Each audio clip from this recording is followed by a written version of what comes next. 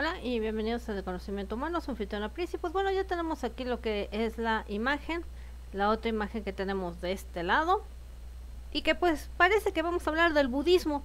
Sin embargo, no es así. Aquí tenemos un templo detrás y obviamente todo esto surgió por un video anterior que habíamos hecho, que obviamente te lo voy a dejar aquí en la descripción cuando se termine, que es la falsa espiritualidad.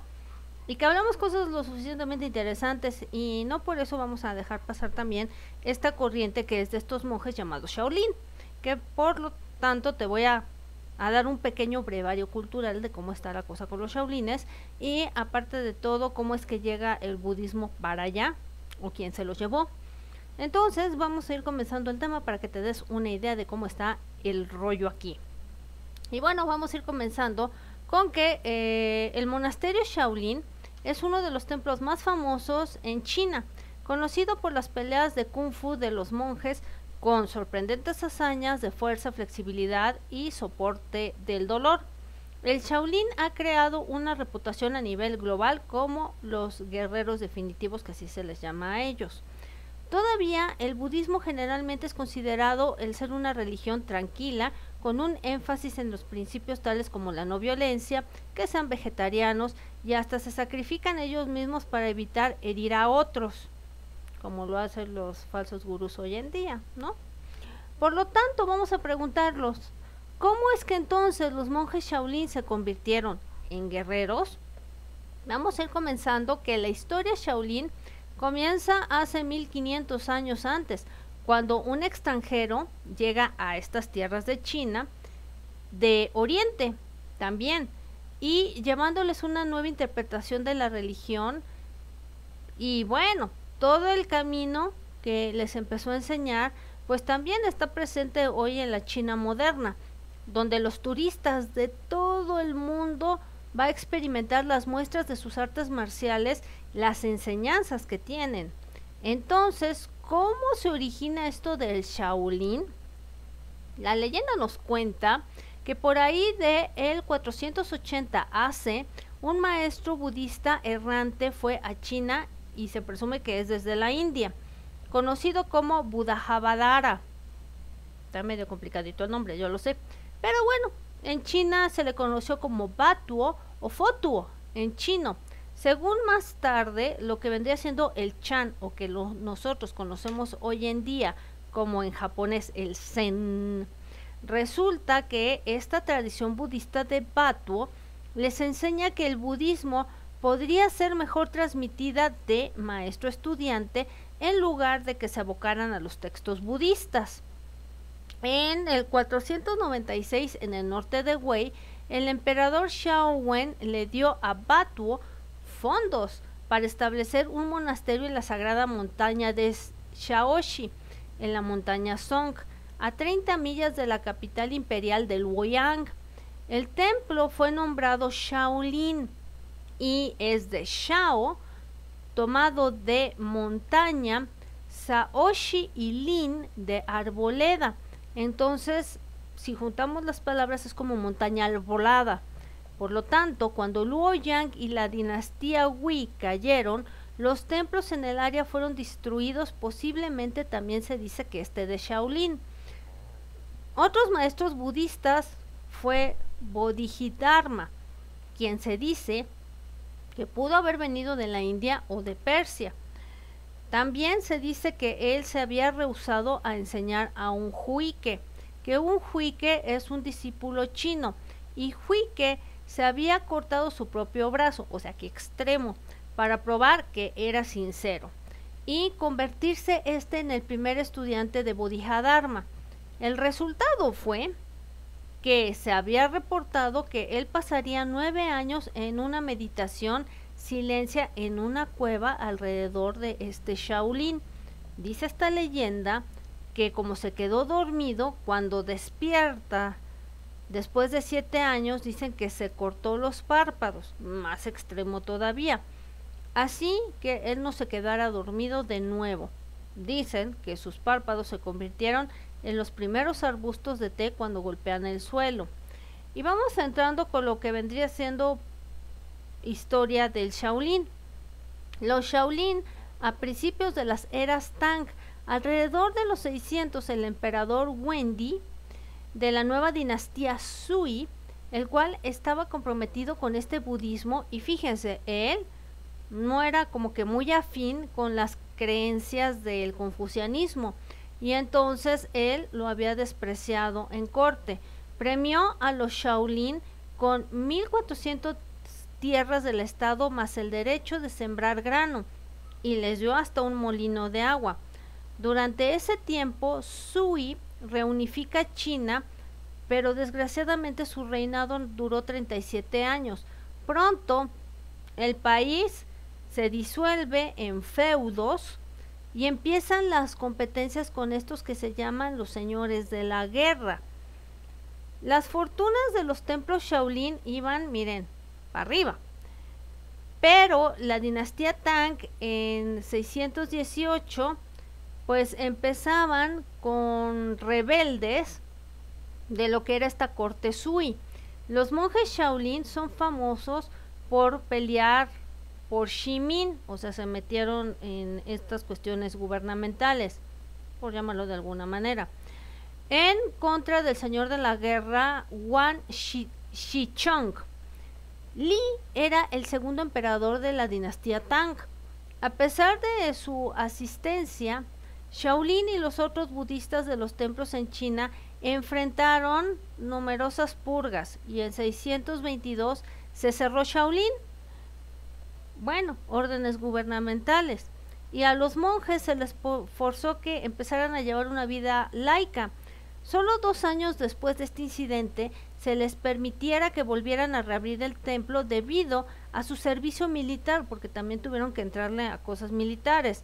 Sus monjes habían prestado el trono, pero en 625 Li Shimin regresó a estos monjes 560 acres al estado del monasterio. ¿Y qué más te puedo decir sobre de esto? Tenemos que las relaciones con los emperadores, vamos a decir que no eran del nada muy cordiales, y esto empezó a suceder en el siglo VIII, pero el budismo Chan florece por todo lo largo de China en 728. Los monjes pues erigieron una estela grabada con historias, sobre todo hicieron ayuda militar al trono, y pues fue recordado para futuros emperadores lo que ellos habían hecho y lo que habían intervenido. Después de esto vamos viendo la transición de los Tang a la dinastía Ming y lo que vendría siendo la era dorada para los Shaolin. En 841 el emperador Tang Wuzong le temía al poder de los budistas, así que dijo, no, como que no me conviene tener a estos budistas, así que arrasó con casi todos los templos en su imperio y tuvo a los monjes expulsados y otros hasta los mató así. Wuzong entonces después se quedó pensando de que también idolatraba a su antecesor Li Shimin. Por lo tanto, pues yo creo que se encontraba de buenas ese día y entonces perdona a los Shaolin. Para esto, en el 907 la dinastía Tang cae y las caóticas 5 dinastías y los periodos de los 10 reinos sobrevivieron con la familia Song, o sea, que pues ahí había dinastías y todo. Recordemos que China es grandísimo, entonces no solo pudo haber habido una dinastía, hasta nos están hablando aquí de 10 reinos, y yo sé que nos cuesta de repente trabajo cuando entramos a películas históricas chinas entender todo este contexto. Entonces aquí te estoy dando como que un fragmento un poquito condensado para que entendamos todas estas dinastías, todo esto lo que pasó, y luego pues ahí van en conjunto los monjes Shaolin. Entonces, digamos que la familia Song prevaleció y gobernó la región hasta 1279. Algunos registros del destino de los Shaolin durante este periodo sí sobreviven, pero se supo que en 1125 se construye cerca de Shaolin, a media milla, un santuario para este monje llamado Bodhidharma. Después de que esta dinastía Song también cayera por invasores, la dinastía mongola Yuan, porque fueron y los invadieron los mongoles, gobernó hasta 1368, destruyendo otra vez el templo Shaolin, y su imperio se derrumba en 1351. Honjin es una rebelión que se hizo, y bueno, lo interpretaríamos nosotros en nuestro idioma como el Turbán Rojo. La leyenda dice que Bodhisattva, que era otro de estos monjes, se había disfrazado de un trabajador de cocina, salva el templo, pero como fue incendiado, pues dicen que se quemó hasta el suelo. Todavía vamos viendo que en el 1500 los monjes Shaolin eran famosos por estas habilidades de peleas pues personales, pues obviamente estamos hablando del Kung Fu. Y en 1511 70 monjes murieron desgraciadamente peleando en ejércitos de bandidos, y entre 1553 y el 55 los monjes habían sido movilizados para que por lo menos pelearan en 4 batallas en contra de piratas japoneses. Recordemos que también China en algún periodo de tiempo fue invadida por Japón.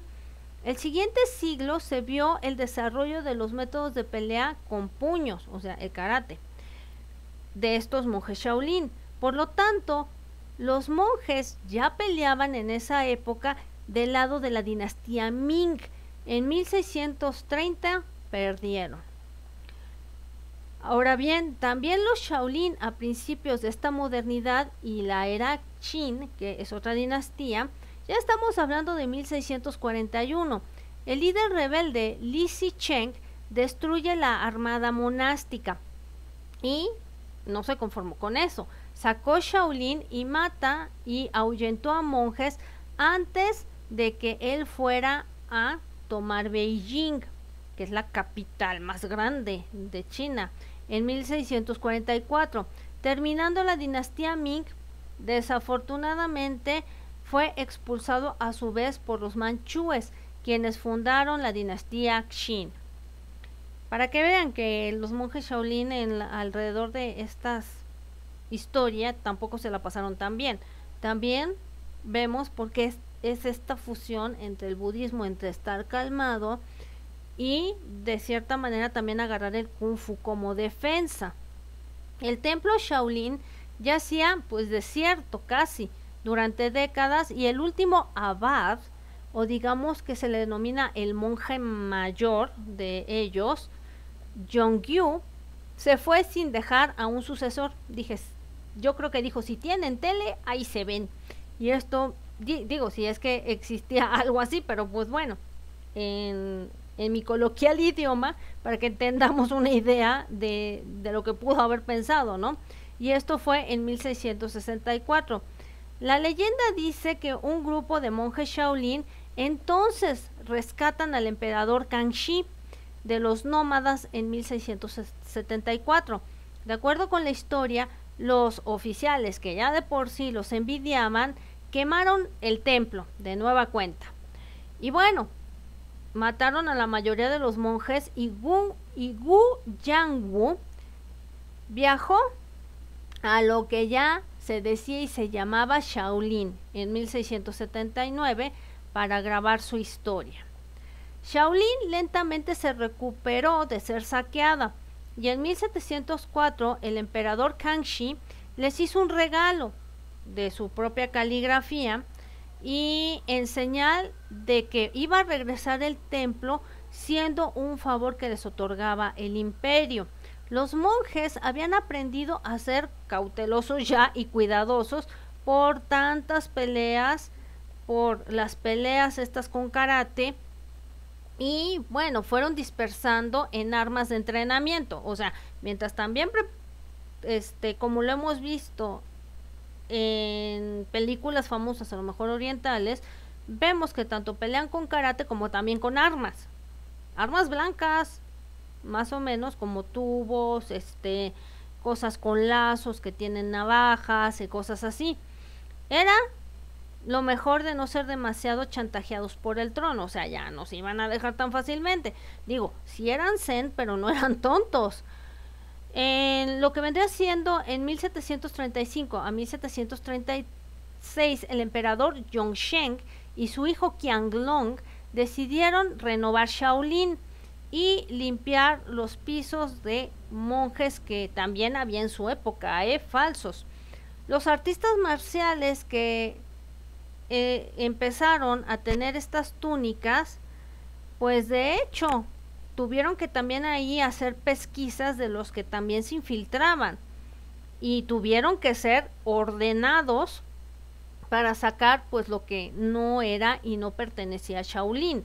El emperador de Qianlong hasta visitó Shaolin en 1750 y les escribió una poesía sobre la belleza que veía, pero dijo, sé que saben artes marciales y pues fíjense que en mi reinado no las van a usar, y les prohibió que hicieran artes marciales.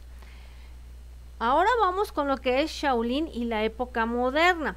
Durante el siglo XIX, los monjes Shaolin fueron acusados de violar sus votos monásticos, porque ya comían carne, bebían alcohol y hasta contrataban señoritas de la vida galante.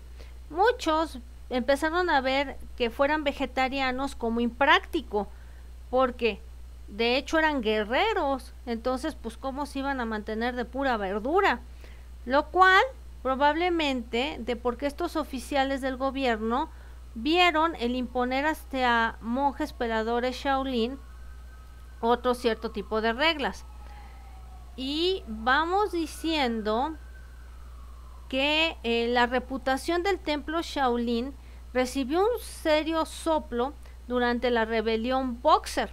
Ahí hablamos 1900 ya, o sea, estamos entrando siglo XX, donde los monjes Shaolin habrían sido implicados, o sea, les hicieron un 4, probablemente incorrectamente, en las enseñanzas de las artes marciales Boxer, que esto ya también es una práctica de artes marciales.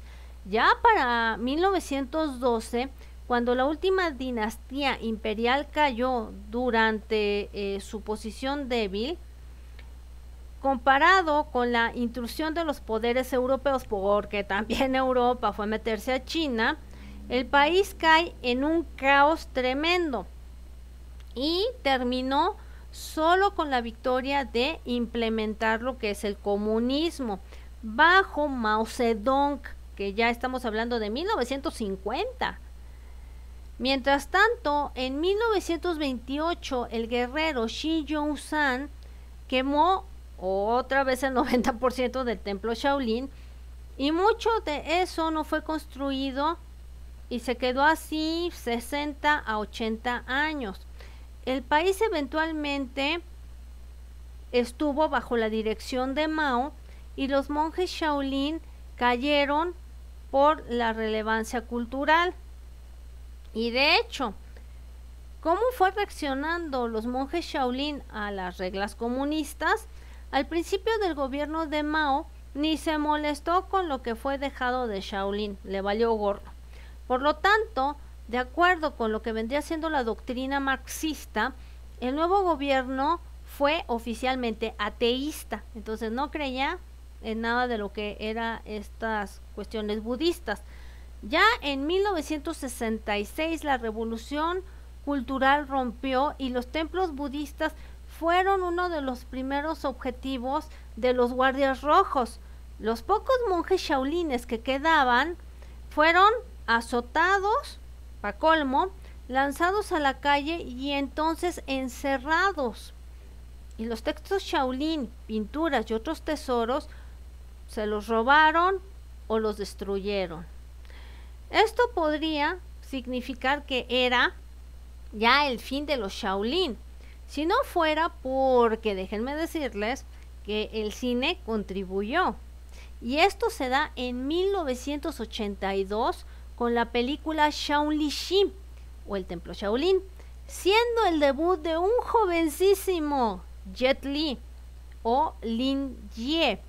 La película fue basada flojamente y escuetamente en la historia de los monjes, agregando la historia de Li Shimin, o sea, cómo les da este auge a los shaolines, las tierras y demás. La película fue un trancazo, vamos a decirlo, en China. Y ya lo que vendría siendo en 1980 y 1990 empieza este turismo hacia Shaolin, alcanzando entre esta época 1 millón de personas por año, y para finales de los 90 pues vuelven a resurgir los monjes Shaolin y son los mejores conocidos en la tierra. Y ellos han puesto las enseñanzas de las artes marciales en capitales mundiales, con cientos de películas hechas para explotar este hecho de los Shaolin. Digamos que, ¿qué fue el legado de Batuo? Pues es difícil imaginar lo que el primer abbot o jefe de los Shaolines pensaría si pudiera ver el templo hoy en día. Estaría sorprendido y hasta a lo mejor se desmaya por la cantidad de sangre vertida en la historia de este templo y su uso en la cultura moderna como un destino turístico.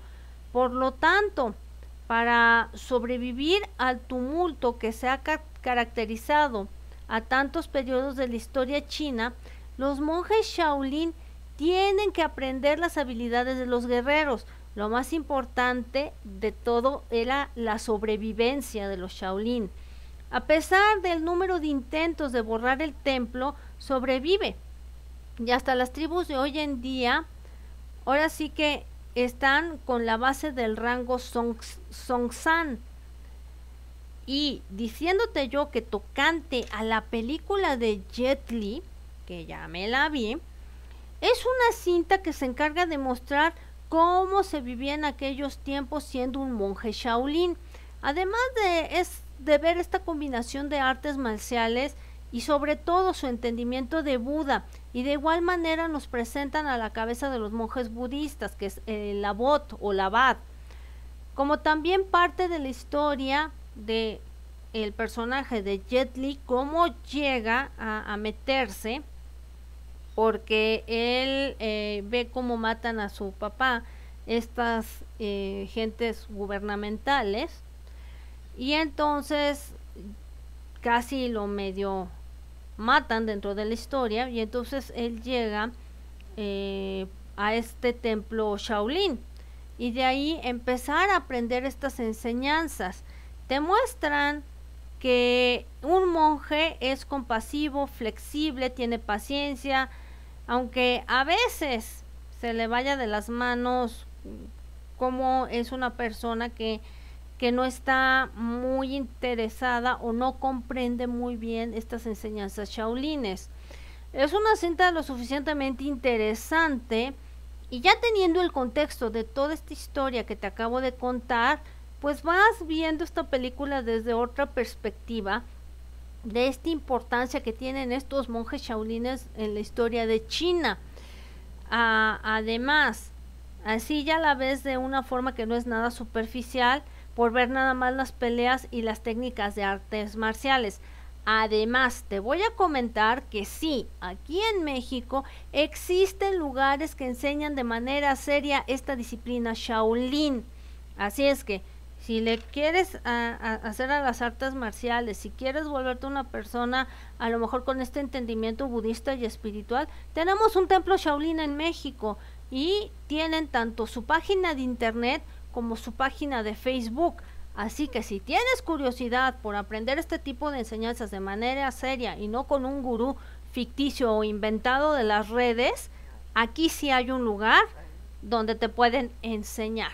Y bueno, hasta aquí te dejo esto de los monjes Shaolin. Ahí también vas a encontrar muchos videos y sobre todo un reportaje que hace la BBC sobre estos monjes Shaolins allá en China, que creo que te puede interesar bastante. Y bueno, por mi parte es todo. Esta fue Princesa Gary con este tema que yo sé que te iba a lo mejor a gustar, interesar y saber un poco más de esta historia, y que también el budismo llegó a China mediante un monje o dos monjes, y es por eso que hay esta combinación, también por todas estas cuestiones budistas, cuestiones de las dinastías, cuestiones gubernamentales, y que pues de cierta manera todavía yo creo que bajo reserva te puedo decir que puedan tener hoy en día, yo creo que todavía ciertos problemitas no tan a gran escala con lo que vendría siendo el gobierno. Y bueno, ahora sí, te dejo abierta esta posibilidad para que también conocieras un poco de los Shaolines. Agradezco que te inscribas, que le des clic a la campanita, tu me gusta, tu comentario en la caja de comentarios. Y gracias por seguirse inscribiendo a esta comunidad llamada DHC, que les interesa conocer, aprender, y yo aprendo también junto con ustedes. Por mi parte es todo y bye bye.